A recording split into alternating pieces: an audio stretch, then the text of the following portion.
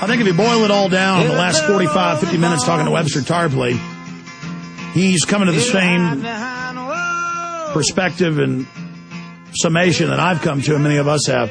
The globalists have the high ground financially, but not morally. They have the power, they have the money, but it's a losing game. Time is on our side, those of us that want human liberty and freedom and upward mobility and goals for society, and, you know, where decency and truthfulness is honored, not just this capitulation to lies and evil. And that on every front, the New World Order is failing. They're grinding down to their axles like Napoleon in Russia or Hitler in Russia. But they got a lot of tricks up their sleeves, namely stage terror. And that's why we now get into North Korea, Pakistan, conflict with Russia, the encirclement, all of that continuing. But Webster, one final note on Iran, then we'll get into stage crises, North Korea being chief among them. I would imagine will be your view, but we'll see. And that is have you ever seen one that lies as much as Obama? I mean, we know presidents lie a lot, and that's just part of what they do.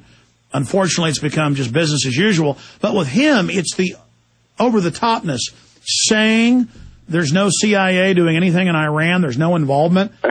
While his bosses, Brzezinski and Kissinger, and you mentioned Skrokoff, are on TV bragging how they're running and all and calling it delicate manipulation. I mean, and that's another question. Why do they go on TV and admit they're behind it, but then he gets up and lies? Is that just part of the flaunting it in our face? Do they think we're a bunch of idiots? I think Obama has a much bigger audience, and then when somebody like Brent Scowcroft speaks, that doesn't exactly doesn't get on the evening news. But you're certainly right. With Bush, we had a brutal aggressor, an imperialist, reactionary, and he was frank. As he always said, you know exactly where I stand. Yeah, we did. He had this thin veil of pro-democracy neocon rhetoric, but you could already see the intent, which was just aggression, right? Imperialism. And he would say things like, bring it on, or dead or alive. So that's Bush. But now Obama's a completely different method. This is now systematic strategic deception, dissembling, fakery, lying, duping people, mass brainwashing, and according to some, even mass hypnosis or the attempt at mass hypnosis. No, he's definitely doing that stuff. They have corporate classes on that. People used to tell me about it a decade ago. I didn't believe it. They really teach them how to do that. Yeah, there was Count Cagliostro in the French Revolution could hypnotize crowds. I guess that's what Obama's trying to do. One of the mountebanks of the French Revolution is now reincarnated in Obama. So the point though is that his method is this deception, and I think as long as that holds up, it looks like it's going well. But then, as they used to say in Vietnam, it will become polluted by reality. All the promises that Lyndon Johnson made eventually crashed to the ground. And of course, he was a much less clever practitioner of deception than Obama. So people have got to change gears, right? You're no longer dealing with Bush. Bush is gone. I know a lot of leftists that I know are still hanging on to this idea that Bush is their main enemy. Well, that's long gone. So you're now dealing with Obama, and his method is this lying and so forth. And therefore, the idea of exposing him, right, what you do in the Obama deception, this becomes one of the main things. In other words, simply the loud statement of the truth is practically revolutionary when you're dealing with somebody like Obama. All right, stay there. We're going to come back in 1 minute, Webster, with the third hour. We got plenty of time with you today. We're very honored and very thankful that you're spending so much time with us. Webster Griffin Tarpley. And we'll tell you about his books and other materials on the other side. But yes, it was George Orwell that said, in an age of universal deceit, telling the truth is a revolutionary act. So I think that's a nice addendum or dessert to what Webster just said.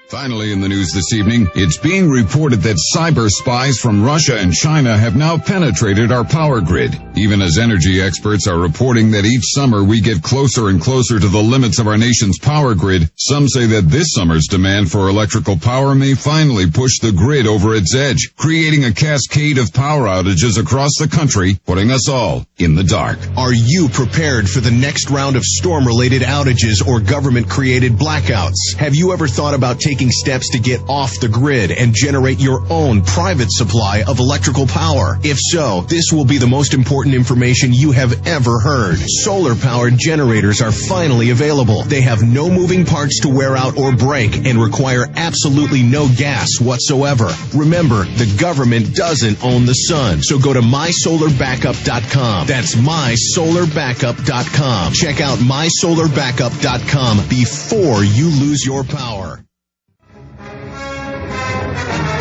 We're back live. Thank you so much for joining us on this 25th day of June 2009, this Thursday edition. Webster with us for another hour and a half, opening the phones up at the bottom of this hour. We'll just go ahead and do it now. 1-800-259-9231. 1-800-259-9231.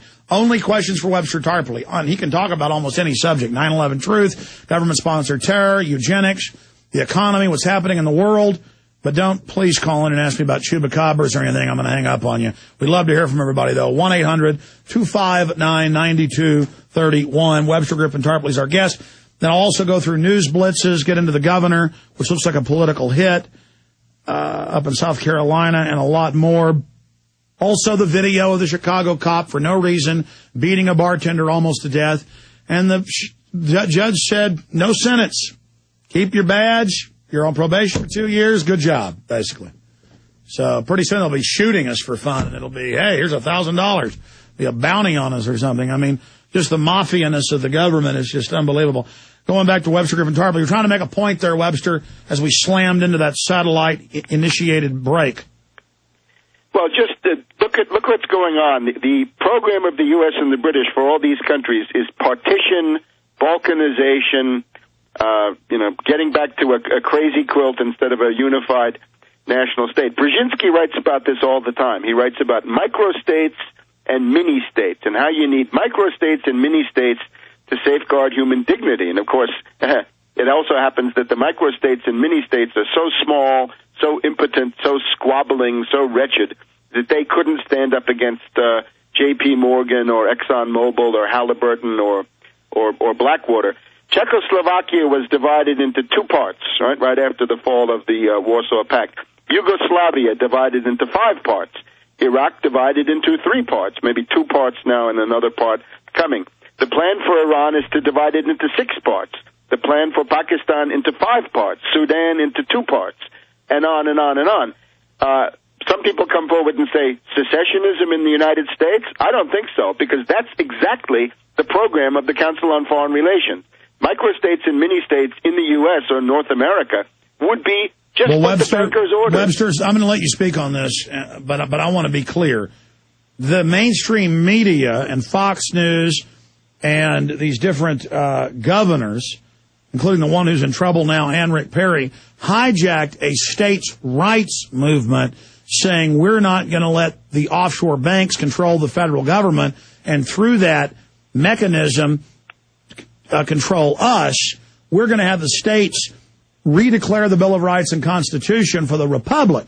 Then the media, in a split, miscast the movement as secession to the left and balkanization, which it wasn't, and to the right said, oh, yes, it's good, we do want to secede, and now they have Glenn Beck and others pushing for physical secession. So I agree. Right. I'm not for secession. I'm for the states, like they said no to the Patriot Act, saying, no, we're going to keep the Republic in place and reconvene the federal government if it becomes a complete vassal of offshore banks. But, no, I agree with you. There's been an attempt, somewhat successful, to miscast or change the casting of this movement that I and others have been pushing into pure secession, not declaration of the Republic rights.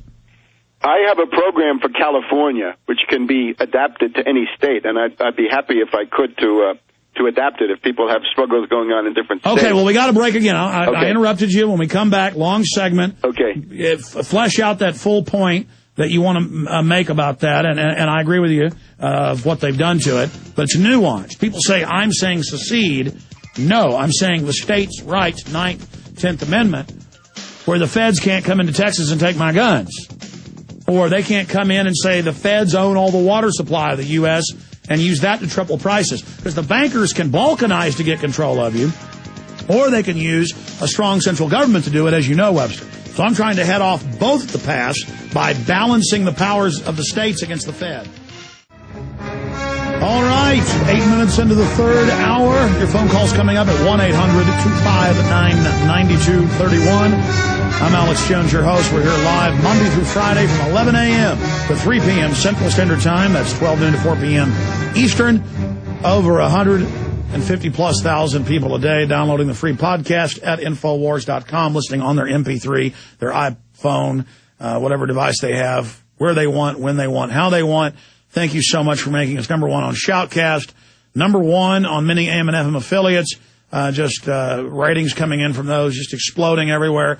As people find out all these years we were telling you the truth, this New World Order is real, this global empire is real, and we have a good chance of beating it if we just wake up to it and decide we have power and say no.